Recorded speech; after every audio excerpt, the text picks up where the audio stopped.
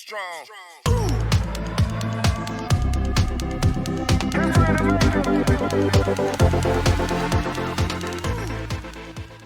Okay, chapter 4లో మనం already previous టాపిక్స్లో ఏం చెప్పుకున్నాము, బార్ మ్యాగ్నెట్ దాని యొక్క ఎలా ఉంటుంది, బార్ మ్యాగ్నెట్ యొక్క ఫీల్డ్ ప్యాటర్న్ ఎలా ఉంటుంది, యూ షేప్డ్ మ్యాగ్నెట్ యొక్క ఫీల్డ్ ప్యాటర్న్ ఎలా ఉంటుంది, అవన్నీ మనము తెలుసుకున్నాము. Next will go for the topic magnetic circuits. Magnetic chapter 4లోనే మనకి ఏ టాపిక్ చెప్పుకోబోతున్నాము, మ్యాగ్నెటిక్ సర్క్యూట్స్. మ్యాగ్నెటిక్ సర్క్యూట్స్ అంటే ఏంటి? మ్యాగ్నెటిక్ సర్క్యూట్స్ మామూలుగా ఏంటి, ఆల్రెడీ మనం ఎలక్ట్రిక్ సర్క్యూట్స్లో తెలుసుకున్నాం. ఎలక్ట్రిక్ సర్క్యూట్లో మనం దేని గురించి తెలుసుకున్నాం, వోల్టేజ్, కరెంట్, రెసిస్టర్, దీనిలో గురించి మనం తెలుసుకున్నాం. వేరే మ్యాగ్నెటిక్ సర్క్యూట్లో మనకి దేని గురించి తెలుసుకోబోతున్నాం అంటే ఫస్ట్ వచ్చేసి flux. Nothing but electric current దాంట్లో, ఎలక్ట్రిక్ ప్యాటర్న్ దాంట్లో తీసుకుంటే మనకేది కరెంట్ అనుకోవచ్చు. ఎలక్ట్రిక్ దాంట్లో మనకేంది ఎలక్ట్రిసిటీ దాంట్లో తీసుకుంటే, ఎలక్ట్రిక్ సర్క్యూట్లో మనం దేని ప్రకారం దేనితో కొలవచ్చు, కరెంటుతో మనము కొలవచ్చు. మనకి ఎక్కడ ఉంటుంది, బార్ మ్యాగ్నెట్ యొక్క స్ట్రెంత్ దాన్ని బట్టి దీని నుంచి ఉత్పత్తి అయ్యే మ్యాగ్నెటిక్ లైన్స్, అంటే దీని నుంచి ఉత్పత్తి అయ్యే ఫ్లక్స్, అంటే నథింగ్ బట్ ఆ లైన్స్నే మనము ఫ్లక్స్ అని చెప్పుకుంటాం కదా. ఓకే, ఆ ఇమాజినరీ లైన్స్ లేదా ఇమాజినరీ లైన్స్నే మనము ఫ్లక్స్ అని చెప్పుకుంటాము. ఓకే, ఇది మనకి ఎలా ఉంటుంది, 1 వెబర్ ఈక్వల్ టు ఎన్ని లైన్స్, 10⁸ లైన్స్ అనేటివి. అంటే 1 వెబర్ దీని యొక్క స్ట్రెంత్ అనుకుంటే మనకి ఎన్ని లైన్స్ అనేది ఉత్పత్తి అయితే 10⁸ లైన్స్ అనేది ఉత్పత్తి అవుతాయి. ఓకే, నెక్స్ట్ వచ్చేసి మనకి ఎంఎంఎఫ్, మ్యాగ్నెటోమోటివ్ ఫోర్స్.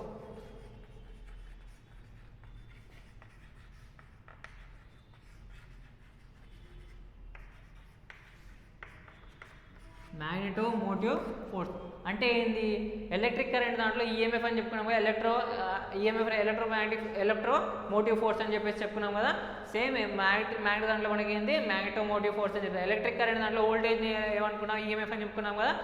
ఎలక్ట్రోమోటివ్ ఫోర్స్ అనేది అది ఏం చేస్తుంది, ఎలక్ట్రాన్స్ని మనకి ఏంది ఒక ప్లేస్ నుంచి ఇంకో ప్లేస్కి పంపించడానికి కావాల్సిన ఫోర్స్ని ఈఎంఎఫ్ అని చెప్పేసి చెప్పుకున్నాం. వేరే మ్యాగ్నెట్ దాంట్లో కూడా మనకి ఏంది ఎంఎంఎఫ్ అనేది ఉంటుంది. ఎంఎంఎఫ్ అనేది కూడా మనకి ఉంటుంది. అంటే ఫ్లక్స్ ఇది ఏం పని చేస్తుంది, మనకి దాంట్లో ఏమో ఎలక్ట్రాన్స్ చేస్తుంది, దీంట్లో ఏదో ఫ్లక్స్ని మనకి ఇది డ్రైవ్ అనేది చేస్తుంది. అంటే ఫ్లక్స్ ఒక ప్లేస్ నుంచి ఇంకో ప్లేస్కి ట్రాన్స్ఫర్ కావడానికి కావాల్సిన ఫోర్స్నే మనం మ్యాగ్నెటోమోటివ్ ఫోర్స్ అని చెప్పుకుంటాం. మనకి ఎలక్ట్రిక్ కరెంట్ దాంట్లో మనం ఏం చెప్పుకుంటాము, వోల్టేజ్ అని చెప్పుకుంటాము. వోల్టేజ్ అని ఎలక్ట్రిక్ సర్క్యూట్లో కాంబినేషన్గా తీసుకుంటే వోల్టేజ్ లేదా ఈఎంఎఫ్ అని చెప్పేసి చెప్పుకుంటాము, ఎలక్ట్రోమోటివ్ ఫోర్స్. నెక్స్ట్ వచ్చేసి రిలక్టెన్స్. థర్డ్ పార్ట్ వచ్చేసి రిలక్టెన్స్, నిరోధము. మన తెలుగులో నిరోధము, మ్యాగ్నెట్ యొక్క నిరోధము. అదే మనకి సర్క్యూట్స్ ప్రకారం తీసుకుంటే, ఎలక్ట్రికల్ సర్క్యూట్ ప్రకారం తీసుకుంటే రెసిస్టెన్స్. ఇది ఏం చేస్తుంది, రిలక్టెన్స్ నథింగ్ బట్ ఇది కూడా ఒక అపోజింగ్ ఫోర్సే. మనకు ఆల్రెడీ ఎలక్ట్రిక్ సర్క్యూట్లో రెసిస్టెన్స్ అంటే ఏంది, నిరోధం అని చెప్పుకున్నాం కదా. ఆ నిరోధం ఏం పని చేస్తుంది, వచ్చే కరెంట్ని మనకి ఏం చేస్తుంది, నిరోధిస్తుంది. సేమ్ ఇది కూడా ఏం చేస్తుంది, ఇక్కడ ఉన్న రిలక్టెన్స్ ఏం చేస్తుంది, ఇది కూడా వచ్చే మ్యాగ్నెటిక్ ఫోర్స్ ఫ్లక్స్ని మనకి ఇది నిరోధిస్తుంది. అంటే అది ఎలక్ట్రికల్ సర్క్యూట్లో రెసిస్టెన్స్ అని చెప్పుకుంటాము. వేరేజ్ మ్యాగ్నెటిక్ సర్క్యూట్లో మనం ఏం చెప్పుకుంటాము, రిలక్టెన్స్ అని చెప్పేసి చెప్పుకుంటాము. ఓకే,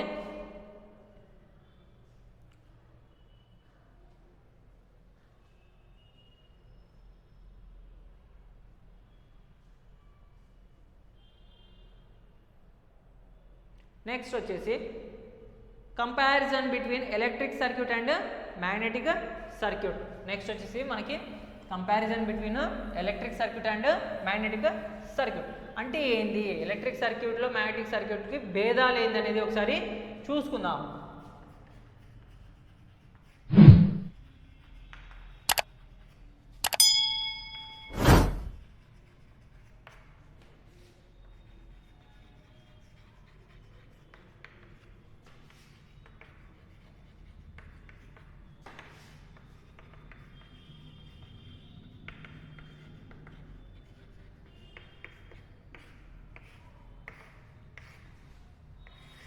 ఎలక్ట్రిక్ సర్క్యూట్కి మ్యాగ్నెటిక్ సర్క్యూట్కి భేదాలు ఏందో ఒకసారి చూద్దాం.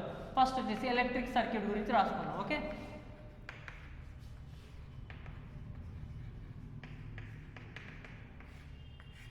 ఇది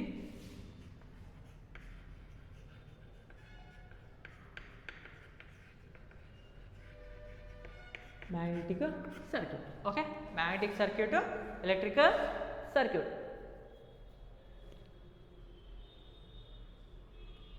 మనకి ఫస్ట్ మామూలుగా డయాగ్రామెటికల్గా తీసుకుంటే రెసిస్టర్, ఇది కరెంట్ అండ్ ఇది వోల్టేజ్ RIV. ఓకే, మనకేంది మ్యాగ్నెటిక్ దాంట్లో మనకి ఏం చేసుకుంటాము, ఒక క్లోజ్డ్ పాత్ ఉంటుంది.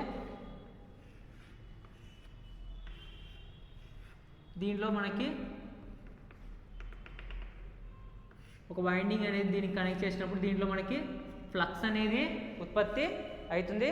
ఓకే, ఇది అనేది మనకి దీంట్లో ఏంది, ఎప్పుడైతే కరెంట్ I పాస్ చేస్తాం, ఇది N అనేది మనకి ఏంది నంబర్ ఆఫ్ టర్న్స్, ఆ యొక్క మెటీరియల్కి నంబర్ ఆఫ్ టర్న్స్ అనేది ఏందనేది మాకు అంటే ఒక మామూలుగా చూసుకున్నప్పుడు ఒక డబ్బాలాగా ఉన్నదాన్ని మనం ఏం చేస్తాం, దానికి వైండింగ్ చుట్టినప్పుడు ఆటోమేటిక్గా దాంట్లో ఫ్లక్స్ అనేది ఉత్పత్తి అవుతుంది. అది మ్యాగ్నెటిక్ సర్క్యూట్. ఇది వచ్చేసి ఎలక్ట్రికల్ సర్క్యూట్. సరే, ఎలక్ట్రికల్ సర్క్యూట్లో మ్యాగ్నెటిక్ సర్క్యూట్లో ఏమేమి ఉంటాయి అంటే ఫస్ట్ వచ్చేసి అయిపోయింది కదా, దీంట్లో వచ్చేసి EMF అనేది ఉంటుంది, అంటే ఎలక్ట్రోమోటివ్ ఫోర్స్ అనేది ఉంటుంది. దీంట్లో ఏం చేస్తుంది, మ్యాగ్నెటోమోటివ్ ఫోర్స్ అనేది ఉంటుంది, MMF అనేది ఉంటుంది, మ్యాగ్నెటోమోటివ్ ఫోర్స్ అనేది ఉంటుంది.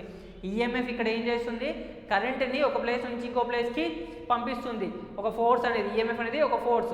ఇక్కడ కూడా MMF అనేది కూడా మనకి ఏంది, ఒక ఫోర్స్ అనేది ఫ్లక్స్ని ఒక ప్లేస్ నుంచి ఇంకో ప్లేస్కి కరెక్ట్గా పంపిస్తుంది. మ్యాగ్నెటిక్ పాత్ అనేది క్రియేట్ చేసి ఆ పాత్లోనే పంపిస్తుంది. ఓకే, దీంట్లో నెక్స్ట్ వచ్చేసి కరెంట్, థర్డ్ వచ్చేసి కరెంట్. దీంట్లో వచ్చేసి మనకి ఏముంది, కరెంట్. ఓకే, దీంట్లో మనకి వచ్చేసి వెబర్స్.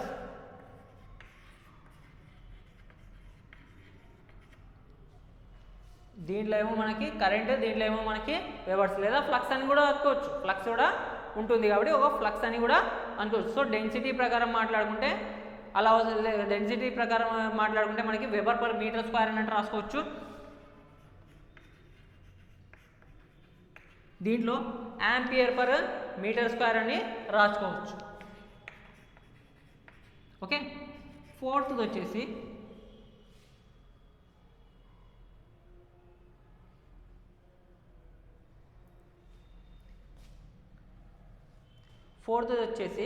మనకి రెసిస్టెన్స్ వచ్చేసి మనకి ఎలా ఉంటుంది అనేది ఒకసారి చూద్దాం.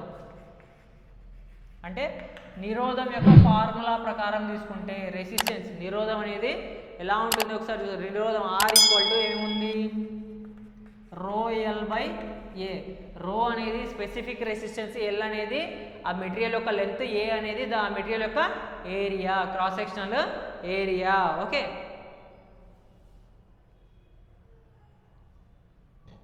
ఇక్కడ రిలక్టెన్స్ తీసుకుంటే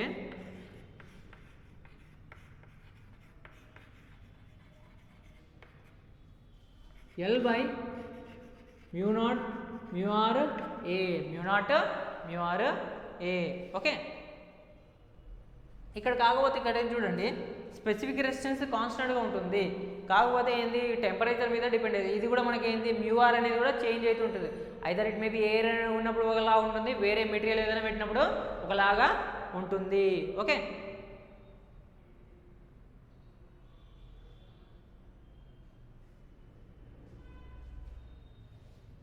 దీంట్లో తీసుకుంటే లీకేజ్ ఆఫ్ కరెంట్ అనేది ఉండదు.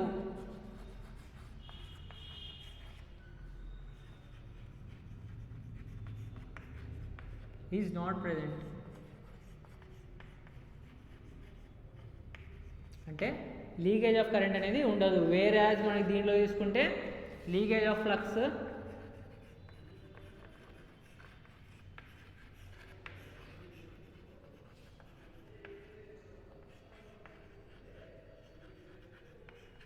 అంటే ఫ్లక్స్ ఉత్పత్తి అయినప్పుడు మనకి ఎక్కడన్నా వెళ్తుంది. వేరే కరెంట్ ఫ్లో అవ్వాలంటే మనకి ఏం కావాలి, ఎప్పుడైనా సరే మనకి కరెంట్ ఫ్లో అవ్వడానికి మనకి ఏం కావాలి, క్లోజ్డ్ పాత్ మాత్రమే ఉండాలి.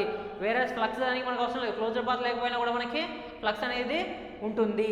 Okay, so leakage current electrical సర్క్యూట్లో ఉండదు, వేరే లీకేజ్ ఆఫ్ ఫ్లక్స్ అనేది మనకి మ్యాగ్నెటిక్ సర్క్యూట్లో ఉంటుంది. ఓకే, సిక్స్త్ పాయింట్ వచ్చేసి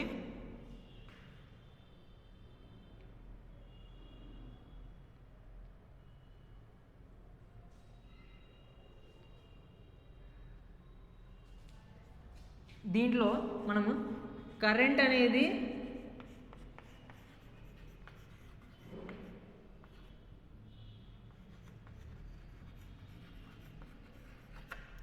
అంటే కరెంట్ అనేది మనం ఏం చేసుకోవచ్చు, ఎక్కడన్నా ఆపుకోవచ్చు. అంటే ఒక క్లోజ్డ్ పాత్ చేసుకొని మనం కరెంట్ అనేది చేసుకోవచ్చు. వేరే యాజ్ మనకి ఇక్కడ మనకి ఆ ఛాన్స్ అనేది ఉండదు. మ్యాగ్నెటోమోటివ్ ఫోర్స్ దాంట్లో మనకి ఏముంటుంది, మ్యాగ్నెటిక్ ఇన్సులేటర్ అనేది ఉండదు.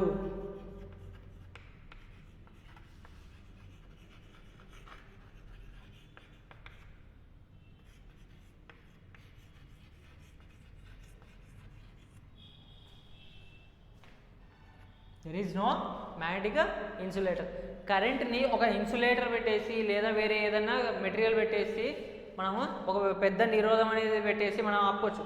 వేరే యాజ్ మ్యాగ్నెట్ దాంట్లో మనము ఆ నిరోధం పెట్టుకొని మనం ఆపడానికి లేదు. ఎందుకంటే మ్యాగ్నెటిక్ లైన్స్ ఆఫ్ అనేది ఫోర్స్ అనేది imaginary lines, at the same time అవి ఎక్కడన్నా పోతుంది. అది మ్యాగ్నెటిక్ మెటీరియల్లో ఉన్నా కూడా మనకి పాస్ అవుతుంది, నాన్ మ్యాగ్నెటిక్ మెటీరియల్లో ఉన్నప్పుడు కూడా మనకి ఫ్లక్స్ అనేది పాస్ అవుతుంది. ఓకే, నెక్స్ట్ వచ్చేసి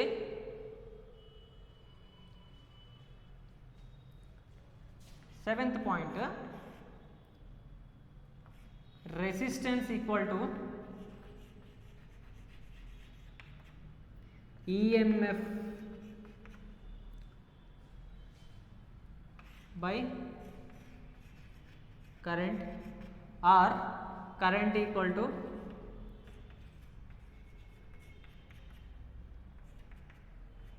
EMF by resistance. ఇలా కూడా రాసుకోవచ్చు కదా. దీంట్లో మనకి flux equal to MMF by reluctance.